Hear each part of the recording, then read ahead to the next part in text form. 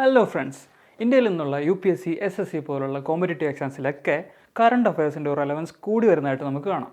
Direct fact ബേസ്ഡുള്ള ക്വസ്റ്റ്യൻസിൽ നിന്ന് statement based ആയിട്ടുള്ള ക്വസ്റ്റ്യൻസിലേക്കുള്ള transition വളരെ എവിഡൻ്റ് ആണ്. ഇത് ടാക്കിൾ ചെയ്യാനായിട്ട് വളരെ കോംപ്രഹെൻസീവായിട്ടും ഡെപ്തിലും വിഡ്ത്തിലുള്ള ഒരു അണ്ടർസ്റ്റാൻഡിങ് വളരെ അത്യാവശ്യമായിട്ട് വരുന്നുണ്ട്. ടെൻഷൻ അടിക്കണ്ട, ഇതിൽ നിങ്ങളെ ഹെൽപ്പ് ചെയ്യാനും സപ്പോർട്ട് ചെയ്യാനായിട്ടുള്ളതാണ് നമ്മുടെ ഈ ഡിസ്കഷൻ സീരീസ്.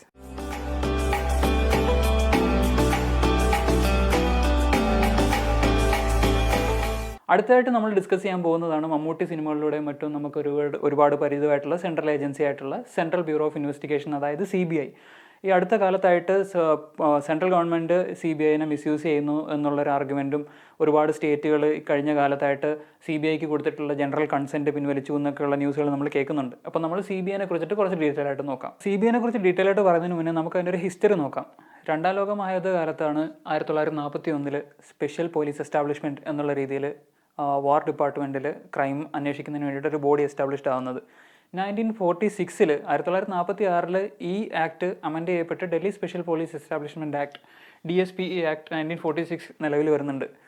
അങ്ങനെ ഇരിക്കെ നെഹ്റുവിൻ്റെ കാലഘട്ടത്തിൽ തന്നെയാണ് ഒരു കമ്മിറ്റി അപ്പോയിൻറ്റ് ചെയ്യുന്നത്, കറപ്ഷനെ കുറിച്ചിട്ട് കൂടുതലായിട്ട് പഠിച്ചിട്ട് റെക്കമെൻഡ് ചെയ്യാൻ, എന്തെങ്കിലും റിഫോംസ് റെക്കമെൻഡ് ചെയ്യുക, പ്രിവെൻറ്റ് ചെയ്യാനായിട്ടുള്ള.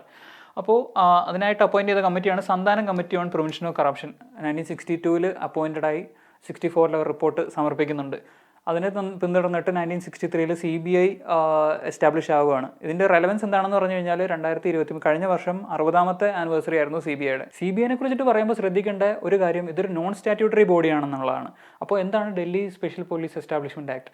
അതായത് ഈ DSPE ആക്ട് പ്രകാരമല്ല CBI രൂപീകരിക്കപ്പെട്ടിട്ടുള്ളത്. DSPE ആക്ടിൻ്റെ പ്രൊവിഷൻസ് പ്രകാരം ആണ് CBI പവർ ഡിറൈവ് ചെയ്യുന്നു എന്നുള്ളത് മാത്രമേ ഉള്ളൂ. അപ്പോൾ CBI is A non statutory body, ഒരു ആക്ട് പ്രകാരമല്ല CBI സ്ഥാപിതമായിട്ടുള്ളത്. അപ്പോൾ ഒരു സംശയം വരാം, ഒരു ആക്ട് വഴി അല്ലെങ്കിൽ എങ്ങനെയാണ് CBI സ്ഥാപിക്കപ്പെട്ടത്? സെൻട്രൽ ഗവൺമെൻറ്റിന് ഒരു നോട്ടിഫിക്കേഷൻ വഴിയാണ് ഈ CBI സ്ഥാപിക്കപ്പെടുന്നത്. അതായത് ഗവൺമെൻറ് ഒരു നോട്ടിഫിക്കേഷൻ ഇറക്കുന്നു, ഇന്ന ദിവസം തൊട്ട് ഇന്ന മാൻഡേറ്റിലുള്ള ഒരു ബോഡി ഫോം ചെയ്യുകയാണ്, ഇതിന് ഇന്ന പ്രൊവിഷൻസ് ആണുള്ളത്, ഇന്ന ഡ്യൂട്ടീസ് ആണുള്ളത് എന്നുള്ള രീതിയിൽ. എന്നിട്ട് പറയുകയാണ് ഈ DSPE ആക്ട് പ്രകാരമുള്ള കുറച്ച് പവേഴ്സ് ഈ ബോഡിക്ക് കിട്ടുന്നുണ്ട് എന്നുള്ളത്. അങ്ങനെ അതൊരു നോൺ സ്റ്റാറ്റ്യൂട്ടറി ബോഡിയാണ്, created by a government notification. അങ്ങനെയാണെങ്കിൽ നമുക്കൊരു ഡൗട്ട് വരാം, ഇത് ഒരു പോലീസ് ഫോഴ്സ് പോലത്തെ ഒരു ഫോഴ്സ് ആണല്ലോ, അല്ലെങ്കിൽ ഒരു ബോഡിയാണല്ലോ, അങ്ങനെയാണെങ്കിൽ ഇത് മിനിസ്ട്രി ഓഫ് ഹോം അഫയേഴ്സിൻ്റെ അണ്ടറിലായിരിക്കുമോ വരുന്നത് എന്നുള്ളത്. പക്ഷേ അല്ല, ഇത് വരുന്നത് ministry of personnel pension and public ഗ്രീവൻസിൻ്റെ അണ്ടറിലാണ്. അപ്പോൾ ആരാണ് ഇതിൻ്റെ ഈ മിനിസ്ട്രിയുടെ മിനിസ്റ്റർ? വേറെ ആരുമല്ല, നമ്മുടെ പ്രൈം മിനിസ്റ്റർ തന്നെയാണ്. PMOയുടെ അണ്ടറിൽ വരുന്നതാണ് ഈ ministry of personnel pension and public grievance. ഇനി വേറൊരു ഫാക്ട് CBIനെ സംബന്ധിച്ചിട്ടുള്ളത്, നമ്മൾ ലൂസിഫർ സിനിമയെ കണ്ടപ്പോൾ ഇൻ്റർപോളിനെ കുറിച്ചിട്ട് കേട്ടിട്ടുണ്ട്, ഇൻ്റർനാഷണൽ പോലീസ് ഫോഴ്സ്. ഇന്ത്യയിൽ ഇൻ്റർപോളിൻ്റെ ആക്ടിവിറ്റീസ് കോർഡിനേറ്റ് ചെയ്യുന്ന നോഡൽ ഏജൻസിയാണ് CBI. ഇന്ത്യയിൽ നാഷണൽ ലെവലിൽ കറപ്ഷൻ ഇൻവെസ്റ്റിഗേറ്റ് ചെയ്യുന്ന അല്ലെങ്കിൽ കറപ്ഷനുമായിട്ട് ബന്ധപ്പെട്ട് പ്രവർത്തിക്കുന്ന രണ്ട് ബോഡീസാണ് സെൻട്രൽ വിജിലൻസ് കമ്മീഷൻ CVC, അതും ലോക്പാലും. ഇത് രണ്ടിനും അസിസ്റ്റൻസ് കൊടുക്കുന്നതും CBI തന്നെയാണ്.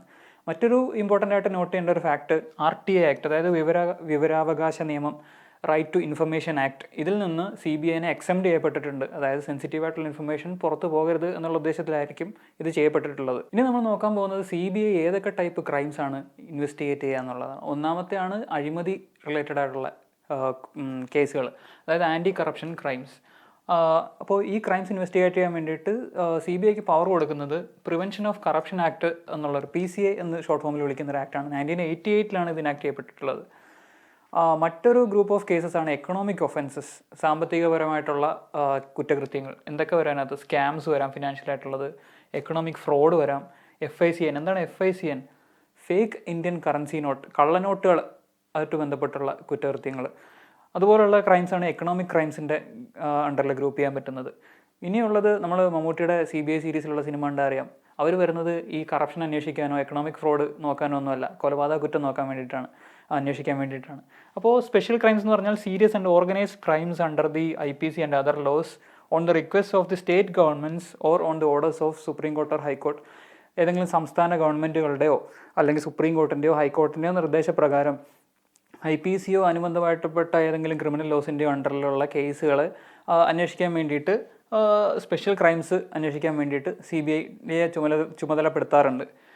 മറ്റൊരു കേസുള്ള സുവോമോട്ടോ, സ്വമേധയാ കേസെടുക്കാനുള്ള അധികാരം, അത് ഇപ്പോൾ at presently limited to union territories ഉള്ളി, കേന്ദ്രഭരണ പ്രദേശങ്ങളിൽ മാത്രമേ സുവോമോട്ടോ ആയിട്ട് CBIക്ക് കേസെടുത്ത് അന്വേഷിക്കാൻ ഉള്ള പ്രൊവിഷനുള്ളൂ.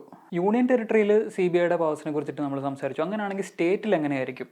അപ്പോൾ section 6 of the DSPE act, അതായത് Delhi special police establishment act 1946 പ്രകാരം, സെക്ഷൻ 6 പ്രകാരം ഒരു സ്റ്റേറ്റ് ഗവൺമെൻറ്റിൻ്റെ കൺസെൻറ്റ് വേണം CBIക്ക് ഒരു സ്റ്റേറ്റിൻ്റെ ജൂറിസ്ഡിക്ഷനിൽ ഒരു കേസ് അന്വേഷിക്കണമെന്നുണ്ടെങ്കിൽ. ഈ കൺസെൻറ്റ് 2 രീതിയിൽ വരുന്നുണ്ട്. ഒരെണ്ണത്തിൻ്റെ പറയുന്ന പേരാണ് ജനറൽ കൺസെൻറ്റ്, മറ്റൊന്ന് കേസ് സ്പെസിഫിക്, അതായത് കേസ് ബൈ കേസിൽ ഓരോ കേസിനും കൺസെൻറ്റ് എടുക്കുക എന്നുള്ളത്. ജനറൽ കൺസെൻറ്റ് എന്ന് പറഞ്ഞു കഴിഞ്ഞാൽ ഒരു പർട്ടിക്കുലർ ടൈം പീരീഡിൽ CBIക്ക് ഓരോ കേസിനും പോയി കൺസെൻറ്റ് എടുക്കാതെ കേസുകൾ ഒരു സ്റ്റേറ്റിൻ്റെ ജൂറിസ്ഡിക്ഷനിൽ അല്ലെങ്കിൽ ടെറിട്ടറിക്കുള്ളിൽ അന്വേഷിക്കാം എന്നുള്ളതാണ് ജനറൽ കൺസെൻറ്റ് എന്നുള്ള ഉദ്ദേശിക്കുന്നത്. മറ്റേത് കേസ് സ്പെസിഫിക് ആയിട്ടുള്ളതെന്ന് പറഞ്ഞു കഴിഞ്ഞാൽ ഓരോ കേസിനും സ്റ്റേറ്റ് ഗവൺമെൻറ്റിനായിട്ട് സെപ്പറേറ്റ് പോയിട്ട് പെർമിഷൻ എടുത്തിട്ട് അല്ലെങ്കിൽ കൺസെൻറ്റ് എടുത്തിട്ട് അന്വേഷിക്കുക, ഇൻവെസ്റ്റിഗേറ്റ് ചെയ്യുക എന്നുള്ളതാണ്.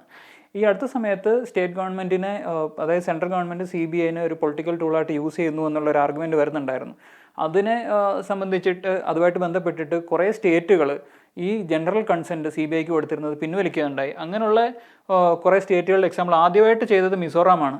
മിസോറാം ചെയ്തു, പിന്നീട് വെസ്റ്റ് ബംഗാൾ ചെയ്തു, ഇതിനുശേഷം ഛത്തീസ്ഗഡ്, കേരള, രാജസ്ഥാൻ, പഞ്ചാബ്, മഹാരാഷ്ട്ര, ജാർഖണ്ഡ് ഇതുപോലുള്ള സ്റ്റേറ്റുകളെല്ലാം ജനറൽ കൺസെൻറ്റ് പിൻവലിക്കുകയുണ്ടായി. അപ്പോൾ ഈ പറയുന്ന സ്റ്റേറ്റുകളിൽ ഈ ജനറൽ കൺസെൻറ്റ് പിൻവലിച്ച സ്റ്റേറ്റുകളിൽ CBIക്ക് ഒരു കേസ് അന്വേഷിക്കാൻ പറ്റുമോ എന്ന് വെച്ചാൽ പറ്റും. ഇനി ഈ പിൻവലിച്ചതിന് ശേഷം ഓരോ കേസ് ബൈ കേസിൽ കൺസെൻറ്റ് എടുക്കാം. അതുവരെയുള്ള ഈ പിൻവലിക്കുന്നതിന് തൊട്ട് മുന്നേ വരെ നടന്നുകൊണ്ടിരിക്കുന്ന കേസുകളിൽ ജനറൽ കൺസെൻറ്റ് ആപ്ലിക്കബിളുമാണ്. ഇനി നമ്മൾ CBI ഡയറക്ടറുമായിട്ട് ബന്ധപ്പെട്ട കുറച്ച് ഫാക്ട്സാണ് നോക്കാൻ പോകുന്നത്. അതായത് പുള്ളിക്ക് ടെന്യൂർ എന്താണ്, അതായത് എത്ര വർഷം പുള്ളിക്ക് അപ്പോയിൻറ്റ് ചെയ്ത് കഴിഞ്ഞാൽ ഓഫീസിലിരിക്കാൻ പറ്റും. സെൻട്രൽ വിജിലൻസ് ആക്ട് 2003 പ്രകാരം പുള്ളിക്ക് 2 years ഓഫ് ടെന്യൂർ ഉണ്ട്. അതായത് ഈ 2 വർഷത്തിന് ഉള്ളിൽ പുള്ളിയെ ട്രാൻസ്ഫർ ചെയ്യാൻ പറ്റില്ല എന്നുള്ളതാണ് സെക്യൂരിറ്റി ഓഫ് ടെന്യൂർ കൊണ്ട് ഉദ്ദേശിക്കുന്നത്. ഇനി ആർക്കാണ് ഈ CBIനെ സൂപ്പറിൻറ്റൻഡ് ചെയ്യാനുള്ളത് പവർ ഉള്ളത് എന്നുള്ളത് നോക്കാം. സെൻട്രൽ വിജിലൻസ് ആക്ട് 2003 മുന്നേ പറഞ്ഞ സെൻട്രൽ CVC ആക്ട് പ്രകാരം സെൻട്രൽ ഗവൺമെൻറ്റിനാണ് സൂപ്പറിൻറ്റൻഡൻസിനുള്ള പവർ ഉള്ളത്. ഇനി prevention of corruption act PCA act എന്നൊരു ആക്ട് ഉണ്ട്. അത് പ്രകാരമാണെങ്കിലോ CVCക്കാണ് CBIനെ സൂപ്പർവൈസ് ചെയ്യാനുള്ള ഒരു പവർ ഉള്ളത്. CVC ആക്ട് പ്രകാരം സെൻട്രൽ ഗവൺമെൻറ്റിനും PCA ആക്ട് പ്രകാരം CVCക്കും. അപ്പോൾ CBI ഡയറക്ടറുടെ അപ്പോയിൻമെൻറ്റിനെ കുറിച്ചിട്ട് നമുക്ക് നോക്കാം. 1997 സുപ്രീം കോർട്ടിലൊരു കേസ് വന്നിട്ടുണ്ടായിരുന്നു, Vineeth Narayan case of 1997 in supreme court. ഇതാണ് CBI ഡയറക്ടറുടെ അപ്പോയിൻമെൻറ്റിനെ കുറിച്ചിട്ടുള്ള ഒരു പ്രോസസ്സ് കൊണ്ടുവന്നത്. ഈ പ്രോസസ്സ് പ്രകാരം, ഈ ജഡ്ജ്മെൻറ്റ് പ്രകാരം ഒരു അപ്പോയിൻമെൻറ്റ്സ് കമ്മിറ്റി, ഒരു സെലക്ഷൻ കമ്മിറ്റി ഉണ്ടാവുകയാണ്. അതിൽ ആരൊക്കെയാണ് മെമ്പേഴ്സായിട്ട് പ്രപ്പോസ് ചെയ്തത്? ഒരെണ്ണം പ്രൈം മിനിസ്റ്റർ, രണ്ടാമത്തെ ലീഡർ ഓഫ് ഓപ്പോസിഷൻ ഇല്ലെങ്കിൽ leader of the largest party in the Lok Sabha, മൂന്നാമതായിട്ട് ചീഫ് ജസ്റ്റിസ് ഓഫ് ഇന്ത്യ. അപ്പോൾ CBI ഡയറക്ടറെ സെലക്ട് ചെയ്യുന്ന കമ്മിറ്റിയിൽ 3 ആൾക്കാരാണുള്ളത്: the prime minister, the leader of opposition and the chief justice of India CJI. ഒരൊറ്റ preparation കൊണ്ട് ഒന്നിലധികം എക്സാമുകൾക്ക് തയ്യാറെടുക്കണം. വരൂ, ഡോട്ട്സ് അക്കാഡമിയുടെ ഭാഗമാകും. SSC PSC combo, SSC bank combo, exclusive SSC, exclusive bank എന്നീ കോച്ചിങ്ങുകൾക്ക് തിരുവനന്തപുരത്തും കൊല്ലത്തും ബാച്ചുകൾ. നിങ്ങളുടെ വീടിന്റെയും ജോലി സ്ഥലത്തിന്റെയും സൗകര്യത്തിൽ നിന്ന് പഠിക്കാൻ ഓൺലൈൻ ബാച്ചുകൾ. അപ്പൊ ഈ എന്തിനു കാത്തിരിക്കണം? വരൂ ഡോട്ട്സ് അക്കാഡമിയിലേക്ക്. For more details contact